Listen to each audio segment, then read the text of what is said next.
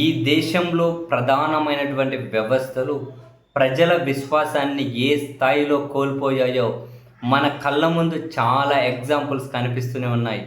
ఒకవైపు ఎన్నికల కమిషన్, ఎన్నికల వ్యవస్థ ఇంకా అది భ్రష్టు పట్టినంతగా చరిత్రలో ఏ వ్యవస్థగానే భ్రష్టు పట్టి ఉండదు. చివరికి అది మళ్ళీ ప్రజల విశ్వాసాన్ని ఏ విధంగా సంపాదించుకుంటుందో, సంపాదించుకునే ప్రజాస్వామ్యాన్ని నిలబెడతాదో తెలియదు. మరొక వైపు న్యాయ వ్యవస్థ కూడా తీవ్ర విమర్శలు ఎదుర్కొంటూ ఉన్నారు కొందరు జడ్జిల వల్ల. ఒక జడ్జి ఇంట్లో ఏమో నోట్ల కట్టలు దొరికి చివరికి ఆ ప్రాసెస్ ఎక్కడికి పోయి చివరికి ఎలాగలా ఆయన రాజీనామా చేసే వరకు పోయింది. మరికొందరు జడ్జిలేమో మతాల ఫీలింగ్, కొందరికేమో కులాల ఫీలింగ్. మనకు కూడా కొందరు జడ్జిలు తెలుసు కులాల ఫీలింగ్ గురించి. చర్చ వస్తే ఆ జడ్జిల పేర్లు చర్చలోకి రావడం. కొందరికేమో మతాల ఫీలింగ్.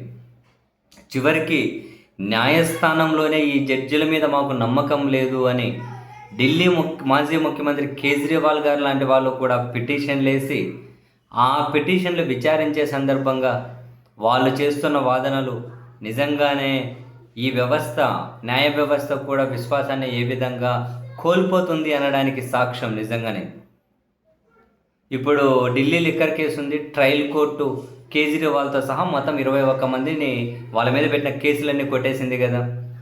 తర్వాత సిబిఐ ఢిల్లీ హైకోర్టులో ఛాలెంజ్ చేసింది. ఆ పిటిషన్ జస్టిస్ స్వర్ణకాంత శర్మ అనే ఆవిడ విచారణ చేస్తూ ఉంది. ఆ మీర విచారణ చేయకూడదు అని చెప్పి అరవింద్ కేజ్రీవాల్ పిటిషన్ వేశాడు. పిటిషన్ వేసి తాను వాదనలు కూడా స్వయాన తానే వినిపించుకుంటూ వస్తూ ఉన్నారు. ఇప్పుడు 1-2 సార్లు వాదనలు జరిగినట్టున్నాయి. తాజాగా మరోసారి వాదనలు జరిగితే కేజ్రీవాల్ వర్సెస్ ఆ జడ్జి అనే ఎపిసోడు ఇప్పుడు దేశంలో రీసౌండ్ ఇస్తూ ఉంది. ఎందుకని కేజ్రీవాల్ క్లియర్గా చెప్పారు, మీరు ఈ పిటిషన్ విచారణ నుంచి తప్పుకోవాలి. జడ్జి గారు అంటారు ఎందుకని? దానికి కేజ్రీవాల్ రిప్లై, మీకు మతపరమైనటువంటి భావాజాలం ఉంది, ఆ మతపరమైన సంబంధించి కొన్ని సంస్థలు ఏవైతే ఉంటాయో ఆ సంస్థలతో మీకు అనుబంధం ఉంది అని చెప్పి ఆర్ఎస్ఎస్ కార్యకలాపాలకు మీరు 4 సార్లు హాజరయ్యారు.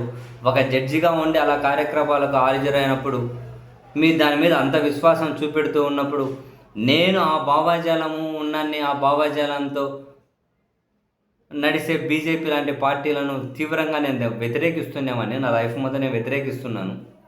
మరి మీరు ఆ భావాజాలంతో జడ్జిగా కూర్చొని మీరేం న్యాయం చేస్తారా అని చెప్పి అడిగారు డైరెక్ట్గా. సో మీరు ఈ పిటిషన్లో మీరు న్యాయం చేస్తారని చెప్పి నాకు అనిపిస్తలేదు ఈ కేసులో, కాబట్టి మీరు తప్పుకోండి అని చెప్పి. సరే, ఆమెకు ఆ భావాజాలం ఉందా లేదా పక్కన పెట్టండి జనరల్గా. సరే, మరి ఒక జడ్జిగా ఉండి అటువంటి ఆర్ఎస్ఎస్ కార్యకలాపాలకు 4 సార్లు హాజరు కావడం ఏంటో మరి ఆమె చెప్పాలి.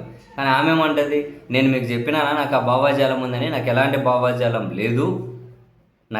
భావాజాలం లేదు, నేను ఫెయిర్గా నా డ్యూటీస్ నేను నిర్వహిస్తాను. నేనేమన్నా మీకు చెప్పినా నా భావాజాలం ఉంది అని అంటే మీరు నా మీద అలిగేషన్స్ వేస్తున్నారంటే నేను అలిగేషన్స్ వేయట్లే. మీరు 4 సార్లు వెళ్ళారు కాబట్టి ఆ భావాజాలాన్ని మీరు ఓన్ చేసుకున్నారు కాబట్టి ఆ భావాజాలం ఉన్నోళ్ళు ఈ పిటిషన్ని మరో రకంగా విచారణ చేస్తారు కాబట్టి మీరు న్యాయం చేస్తారన్న నమ్మకం నాకు లేదు, కాబట్టి మీరు తప్పుకోండి. సుప్రీంకోర్టు చాలాసార్లు చెప్పింది న్యాయం చేస్తామని చెప్పడమే కాదు, ఆ న్యాయం చేసినట్లు కూడా కనిపించాలి అని. ఆ సూత్రాన్ని ఫాలో అయ్యి మీరు తప్పుకోండి అని కేజ్రీవాల్ గారు. ఇంకా చూడండి, చివరికి జడ్జీలు కూడా ఇటువంటి అభిప్రాయాన్ని కలిగిస్తున్నారు అని అంటే న్యాయ వ్యవస్థ కూడా ఇటువంటి అభిప్రాయాన్ని కలిగిస్తుందండి. ఈ కోవాలో చాలామంది ఉన్నారు. అఫ్కోర్స్ అది ఇప్పటికే చాలా ప్రజల విశ్వాసాన్ని కోల్పోవడంలో చాలా దూరం స్టెప్ డౌన్ అయింది అని చాలాసార్లు కనిపిస్తూ ఉంటుంది.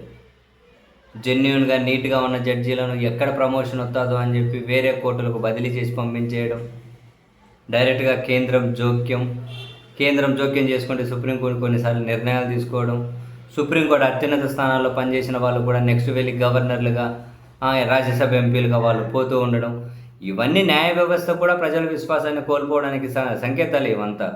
ఇప్పుడు అరవింద్ కేజ్రీవాల్ గారు స్వయాన వాదనలు వినిపించుకుంటే నేరుగా కోర్టులోనే అన్నారు హైకోర్టు జడ్జిని, మీరు ఆ కార్యకలాపాలు హాజరయ్యి ఆ భావాజాలాన్ని మీరు ఓన్ చేసుకున్నప్పుడు మీరు న్యాయం చేస్తారని నాకు అనిపిస్తలేదు, అందుకని తప్పుకోండి అని. ఆమెమో తప్పుకోదని అంటున్నారు, ఈయనేమో తప్పుకోవాలంటున్నారు.